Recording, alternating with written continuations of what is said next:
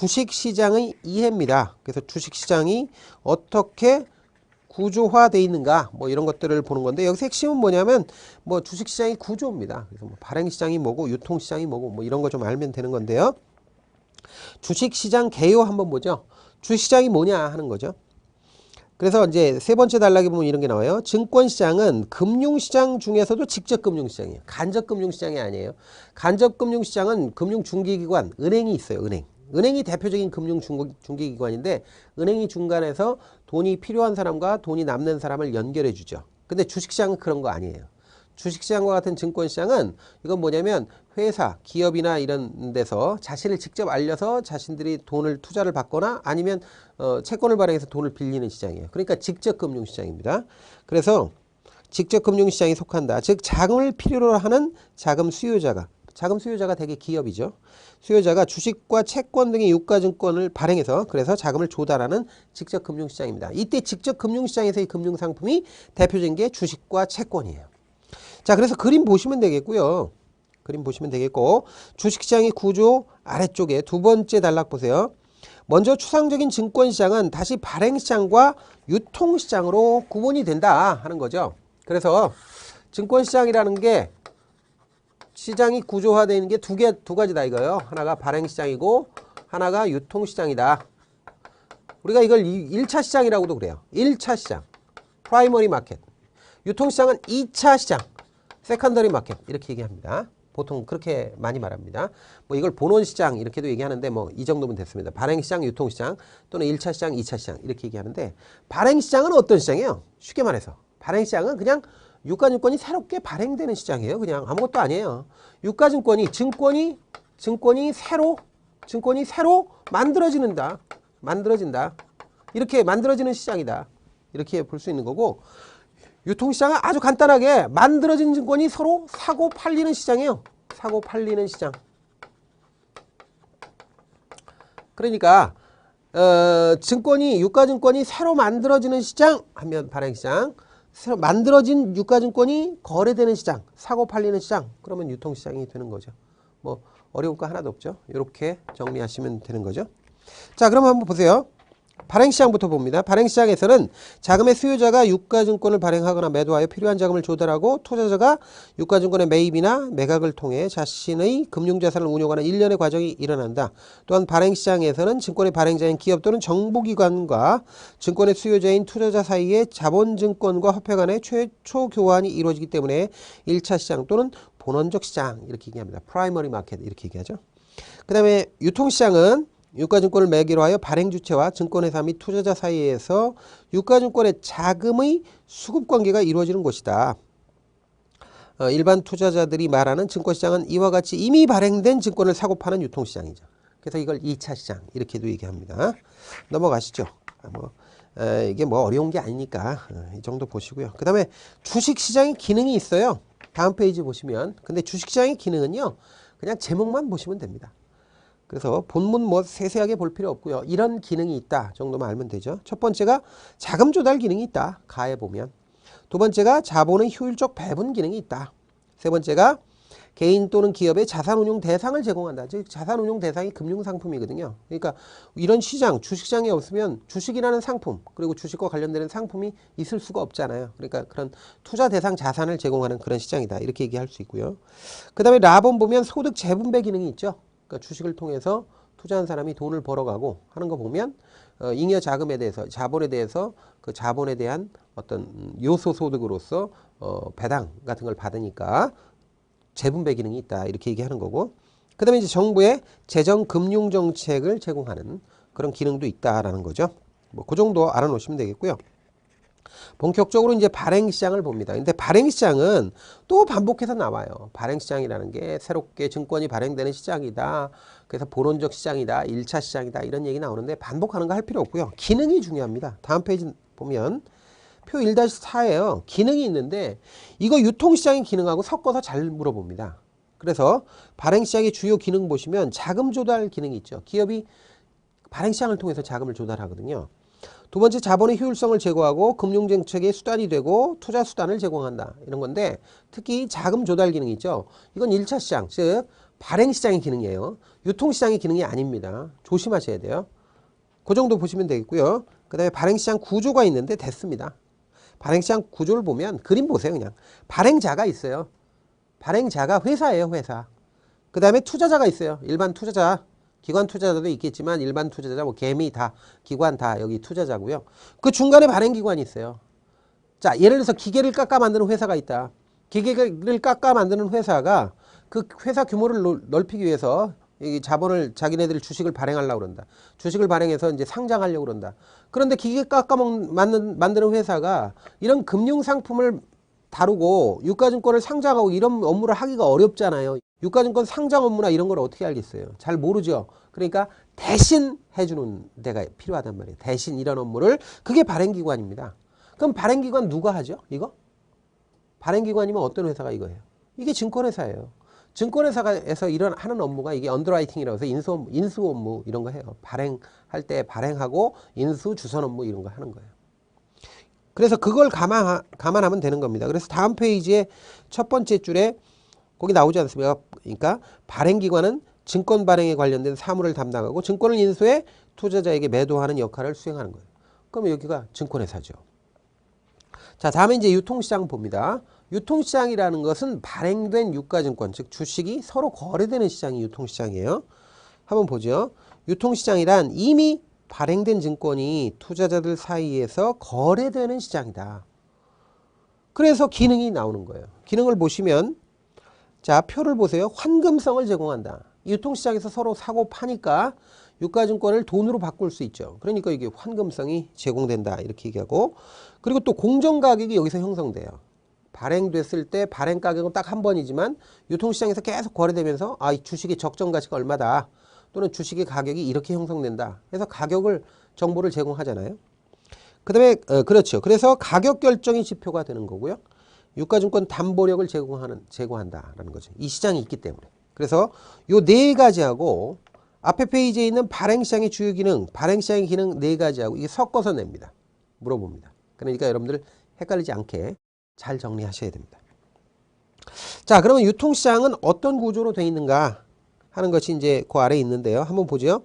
유통시장은 거래소 시장과 장외시장으로 대별됩니다. 거래소 시장, 엑스체인지 마켓은 상장증권의 매매가 이루어지는 조직적인 시장인 반면 장외시장은 거래소 이외에서 증권거래가 이루어지는 곳 이렇게 되어 있는데 시장, 유통시장은요. 거래소라는 게 있어요. 그래서 거래소는 익스체인지예요. 영어로. 그래서 그냥 약자로 EX라고 합니다. 그러면 우리나라의 대표적인 거래소 시장이 어디죠? 우리나라? KRX죠. 그래서 코리아 익스체인지. 코리아 익스체인지 이렇게 이 X가 익스체인지예요. 그러니까 거래소를 EX로 표기하기도 하고 X로 표기하기도 합니다. 그러면 뉴욕 증권거래소는 어떻게 돼요? 뉴욕 증권거래소 뉴욕 익스체인지예요. NYSEX가 이게 뉴욕 증권거래소예요. 그러니까 이렇게 EX로 표기하기도 하고 X로 이렇게 표기하기도 합니다. 그럼 이게 전부 다 거래소라는 의미죠. 그러니까 거래소는 조직적입니다. 조직적으로 만들어진 시장이고 여기서 거래할 때는 일정한 거래 규칙이 있고요. 주문할 때도 일정한 가격폭을 유지하면서 그 룰을 지켜야 돼요. 그런데 거래소가 아니라 일반 금융회사끼리 또는 금융회사와 개인 또는 개인과 개인이 금융회사를 매개로 해서 1대1로 거래하는 시장도 있겠죠. 이렇게 거래소 이외에서 거래되는 시장을 모두 싸잡아서 다 장외시장이라고 합니다. 그러니까 거래소에서 거래하는 시장은 장내시장이라고 그래요. 거래소가 중간에 있으면 장내거래라고 그래요. 장내. 거래소가 중간에 무조건 있으면 장내거래예요. 근데 거래소 이외에 다른 엄청나게 많은 거래 형태가 있을 수 있는데 그건 전부 다 싸잡아서 장외라고 합니다. 장외거래. 그러니까 장외거래라고 그래서 장내거래는 실내에서 거래하는 거고 장외거래는 길거리에서 거래하는 거다. 이렇게 생각하면 안 돼요. 장내거래는 거래소가 중간에 있는 거고 거래소를 매개로 해서 거래하는 거 그리고 그거 이외에 다른 엄청나게 많은 다양한 형태의 거래는 거래소가 거기 중간에 끼지만 않으면 다 장외예요. 그러니까 장외는 되게 많습니다. 굉장히 거래하는 형태가. 자, 그래서 그걸 기억하시면 되겠고요. 자, 다음 페이지에 보면 구체적인 증권시장이 있는데 뭐 구체적으로 그 증권시장에 어떤 게 있느냐 하는 건데 뭐 우리나라에 KRX가 있다느니 뭐 이런 얘기 나와요. 그러니까 한번 읽어보시고요. 자, 다음에 이제 주식 거래를 할 때 많이 보는 거 분석하는 게 이제 여러 가지가 있는데 그 중에 이제 시장 지표가 있어요. 주가 지수하고 시장 지표가 있는데 주가 지수가 여러분들이 좀 알아두셔야 될 거죠. 그래서 주가지수를 보면 다른 거 다 필요 없고요. 주가지수는 계산 방법에 따라 두 가지로 나눈다 이런 말이 나옵니다. 근데 사실은 세 가지인데 세 가지 뭐 나누자면 한이 없습니다만은 보통 세 가지인데 우리 교재는 두 가지만 돼 있어요. 주가 평균식과 시가총액식 이렇게 돼 있어요. 주가 평균식 사실 이게 쓰지는 않겠습니다만 주가 평균식이라고 표현하는 것보다는 가격 가중식으로 표현하는 게 더 많은데 가격 가중식이 더 많이 표현하는데 우리 교재에서는 주가 평균이라고 돼 있어요. 그 다음에 시가총액 시가총액 가중 방식이라고 하죠. 시가총액식 두 가지다. 그래서 이게 사실은 주가 평균식이라는 표현보다는 가격 가중이 맞는데 하여튼 요게 두 가지 여기 딱 주가 평균식은 딱 두 개만 외우면 돼요. 그게 뭐냐면 다우존스 산업 평균 다우 이렇게 말하는 거죠. 다우 지수. 그 다음에 두 번째가 니케이예요. 니케이 225. 요 두 개만 주가 평균 또는 가격 가중식이에요. 요 두 개만 나머지 싹 다 시가총액식이다. 이렇게 알아놓으시면 돼요. 시가총액식에는 뭐 요거 두 개 빼고선 나머지 다인데 여기서 이제 좀 알아두셔야 될 게 뭐 코스피 같은 거 이런 것들이 전부 다 시가총액식이고요. 우리나라 거는 뭐 코스피, 그다음에 코스피 200, 코스닥 스타지수 뭐 이게 다 KLX 뭐 다 똑같습니다. 다 전부 다 시가총액식입니다. 이걸 좀 생각하시면 되겠죠? 자, 그러면 한번 보죠.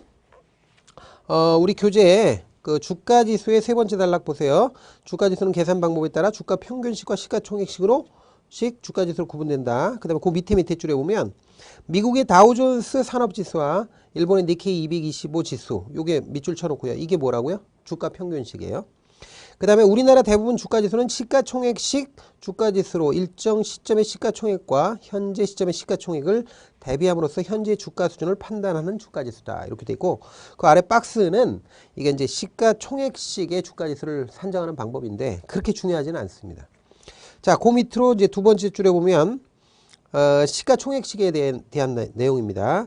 시장 전체의 움직임을 잘 포착하는 장점이 있는 반면 자본금 규모가 큰 종목의 영향이 상대적으로 커서 시장이 왜곡될 수 있다는 단점도 있다는 거 알아놓으시기 바랍니다.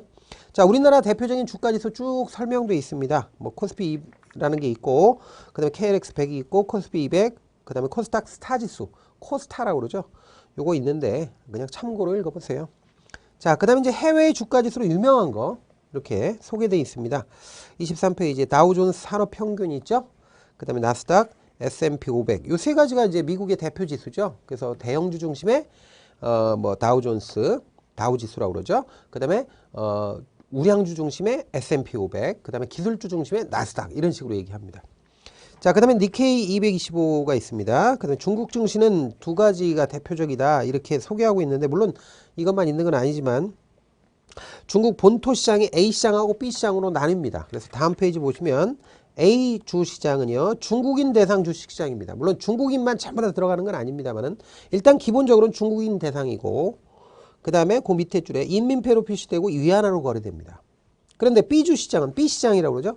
외국인 전용 시장입니다. 그래서 그 아래 인민폐로 표시되며 달러로 거래됩니다. 위안화로 거래되는 게 아니에요. 그래서 그런 거 좀 봐놓으시고요.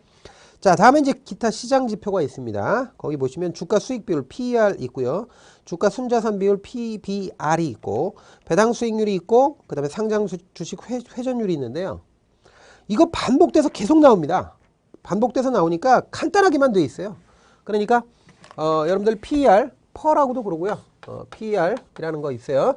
이거는 이제 주당 순익 EPS, earning per share라고 그러죠. 주당 순익분의 주가고 PBR이라고 하는 건 주당 북밸류, 그러니까 주당 장부 가치 BPS라고 그래요. 북밸류 per share. 여기에 대한 주가다 하는 거. 그다음에 배당 수익률이라는 게 있죠. 배당 수익률. 배당 수익률은 현재 내가 주식을 살 때 주가가 있을 거 아니에요. 주식의 시장 가치에 대해서 현금 배당금의 비율이에요. 배당금의 비율. 근데 이거 세 가지가 이거 다 읽어 놓으시고 알아 놓으셔야 돼요. 근데 문제는 이게 여기에서만 나오는 게 아니라 계속 나와요. 계속 뒤에 나옵니다. 그래서 여기선 가볍게 그냥 정체만 알고 넘어가시면 될 것 같아요. 자, 그래서 그거 이제 뭐 주가 수익 비율 보시면 PER은 주가를 주당 순이익으로 나눈 개념이다. 이렇게 돼 있고 뭐 이게 상대적으로 주가가 비싸냐 싸냐 저평가됐느냐 고평가됐느냐를 판단할 때 쓰는 거죠. 자, 그 다음에 주가 순자산 비율 PBR이라고 하는 거는 보죠. 주가를 주당 순자산 가치로 나눈 비율로 주가와 한 주당 순자산을 비교한 수치다. 그래서 이게 되게 이것도 역시 자산 가치 대비해서 주가가 고평가냐 저평가냐 이때 판단할 때 쓰는 거죠. 그건 나중에 계속 반복해서 나오고 중요한 부분이니까 나중에 또 할 거고요. 그 다음에 배당 수익률이라는 게 있어요. 배당 수익률은 주가에 대해서 한 주당 배당금의 비율이다 이렇게 얘기할 수 있고요. 그 다음에 상장 주식 회전율이 있는데 이건 많이 쓰는 건 아닌데요. 개념만 좀 알아놓을 필요는 있습니다. 그래서 상장 주식 회전율은 일정 기간의 거래량을 당해 기간 중에 평균 상장 주식으로 나눈 것으로 주식의 유동 상황을 판단하기 위해 시점이 다른 거래량을 똑같이 비교할 수 있도록 하기 위해 산출되는 지표다. 이렇게 정의되어 있어요. 뭐 그렇게 중요한 지표는 물론 아닙니다. 쭉 읽고요. 넘어가세요.